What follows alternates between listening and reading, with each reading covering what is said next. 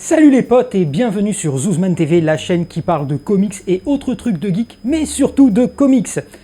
J'espère que vous allez bien. Aujourd'hui, je vais tenter, à mon humble niveau, de critiquer, décortiquer un peu Spider-Man Bleu de Jeph Loeb et Tim Sale paru chez Panini dans la collection du printemps des comics. Je vous le dis de suite, ça va spoiler un max. Mais commençons par nous mettre en situation.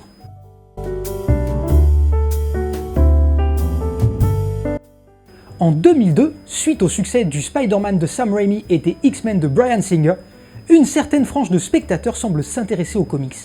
Afin de tenter de pérenniser ce tout nouveau lectorat, Marvel Comics prend alors la décision de demander à quelques auteurs de réimaginer certaines périodes clés de héros. C'est dans ce contexte que Jeph Loeb et Tim Sale, alors auréolés du succès de Long Halloween ou encore Amère Victoire chez DC, débarquent chez Marvel pour écrire une série de comics.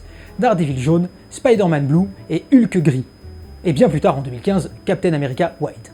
Mais c'est Spider-Man Bleu qui nous intéresse aujourd'hui, et Jeph Loeb et son binôme, plutôt que nous proposer une énième version des origines du tisseur, ont choisi de rendre hommage à une partie du run de Stan Lee et John Romita Sr.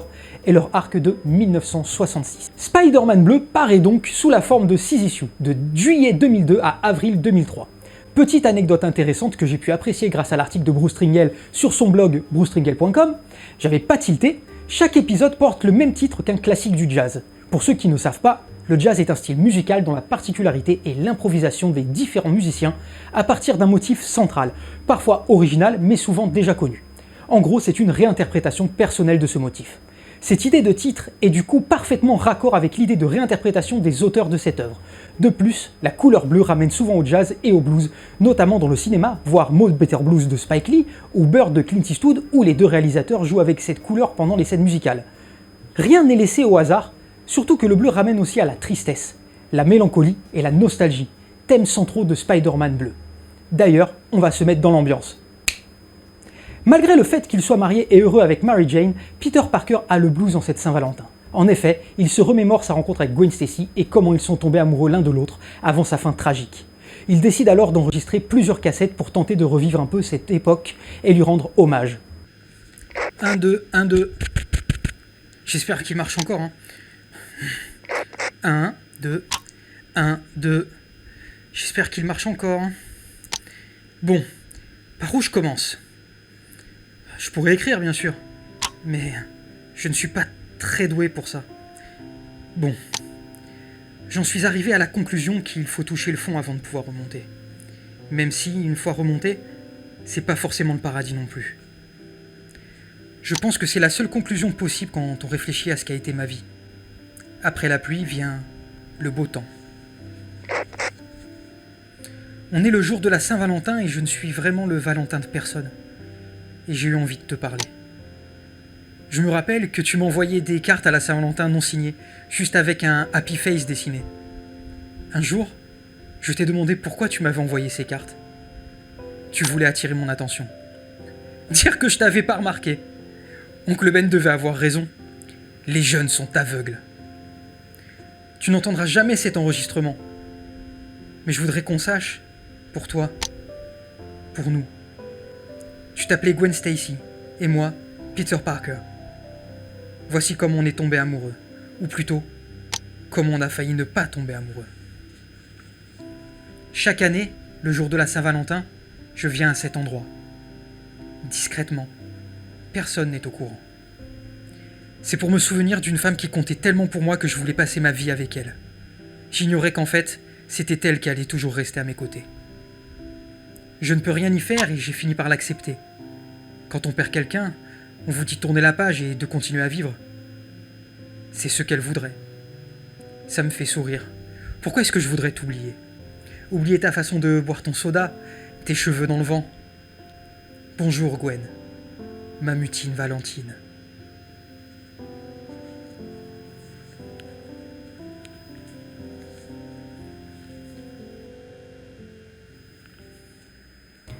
C'est sur cette base que Loeb et Sale vont simplement nous sortir une des plus émouvantes histoires du tisseur.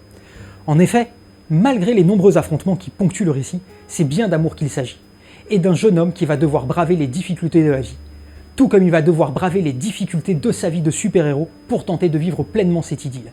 Chaque pensée de Parker nous est transmise avec émotion, contant les prémices d'une histoire dont on connaît déjà la triste fin, et qui aura marqué toute une génération de lecteurs.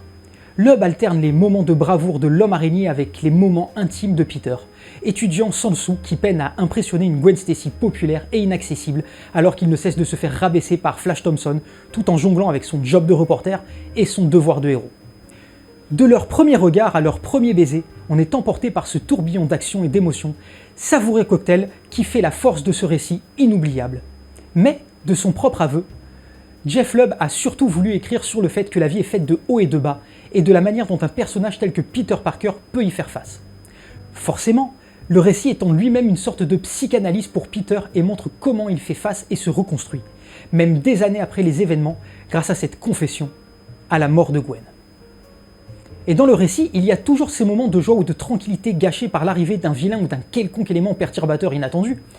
Ici Mary Jane qui s'intéresse à Peter alors même qu'il s'intéresse à Gwen, qui oblige Peter à tout remettre en question ou tout recommencer après chaque événement. L'écriture est magistrale et on sent le fatalisme de Peter dans chaque réplique off. Lui qui sait mieux que quiconque comment cela va se terminer malgré l'optimisme et le bonheur qu'il a pu parfois ressentir. D'ailleurs, le fait d'introduire un narrateur unique, omniscient, acteur et spectateur de sa propre histoire, permet de créer un lien particulier entre le lecteur et son héros.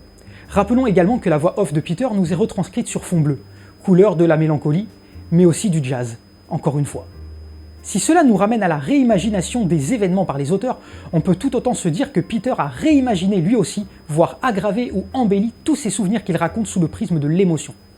Et du coup, chaque image serait donc une représentation directe et biaisée de ses souvenirs, et non une réalité que rapporterait un observateur extérieur.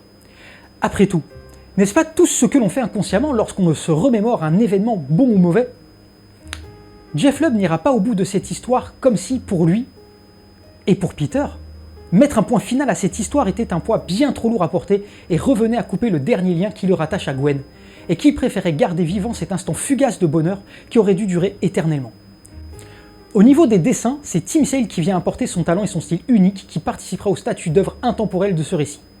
Lui qui s'accorde le mieux avec le style narratif particulier de Jeff Lubb. On retrouve sans cesse son style cinégénique aux limites du storyboard qui donne vie et mouvement aux suites de cases. Dès le début, il fait preuve de poésie sincère et touchante avec ses plans qui suivent cette rose offerte à la brise, tombant lentement, tel le corps sans vie de Gwen, avant d'enchaîner avec une scène d'action ultra dynamique qui montre les talents de chorégraphe de l'artiste, que ce soit dans les jeux de regard ou les échanges de coups entre les protagonistes du combat. Il est tout autant à l'aise lors des scènes intimistes, comme lors de ses regards et de ses gestes d'affection échangés avec May, lorsqu'il exprime la joie de vivre de Peter sur sa moto, ou encore lorsqu'il est pris entre les feux de la passion de Gwen et de Mary Jane. Le tout jusqu'à un final en apothéose, juste avant de nous arracher quelques larmes lors de ses derniers adieux. Mais le fait le plus marquant du travail de Tim Sale reste encore l'aspect général de l'œuvre. En citant à la volée Ditko et Romita, Sale évolue constamment entre visuels typiques du serial et du roman noir, voire même les teen movies de l'époque, que ce soit dans le design des personnages. Gwen fait très années 50-60, MJ très pin-up, et pendant la scène du bar, on se croirait tout simplement dans la série Happy Days ou le film American Graffiti de George Lucas. Et entre le style moderne de la narration de Peter Parker et sa voix off enregistrée qui vient remplacer les bulles. Tout cela renforce le côté nostalgique tout en restant ancré dans le présent. Cela permet de réellement s'imprégner de l'état d'esprit de Peter et de partager sa mélancolie. Il y a aussi ces scènes d'action très pif bang bam typiques des serials et chères à Stanley, qui ont à la fois cette dynamique moderne et qui participent à cet effet nostalgique. J'ai personnellement trouvé que tout fonctionnait dans cette histoire, même si à ma première lecture, j'avais trouvé dommage de ne pas aller au bout de l'histoire de Gwen, surtout que c'est un récit qui était censé s'adresser aux nouveaux lecteurs. Mais finalement, je trouve, du moins lorsque l'on connaît l'histoire de Gwen, que le récit fonctionne très bien ainsi et que de toute façon ce n'est pas son objectif. Le savoureux équilibre entre récit d'époque et narration moderne fonctionne à merveille et j'ai adoré suivre cette love story ponctuée de combats homériques qui m'a ému aux larmes et m'a rendu nostalgique de cette relation unique en son genre. Moi aussi, j'ai eu envie de garder intact le souvenir d'une Gwen pleine de vie, souriante, charmeuse, jalouse et espiègle, car c'est comme ça que je l'aime. Ce récit est tout simplement indispensable pour tous les amoureux du tisseur et de sa relation avec Gwen Stacy en particulier. N'hésitez pas, pour ceux qui l'ont lu, à me donner votre avis en commentaire d'ailleurs. Voilà, c'est la fin de cette vidéo et je vous rappelle que ce récit est disponible dans la collection du Printemps des Comics à 5,99 €, donc pas d'excuse pour se le procurer.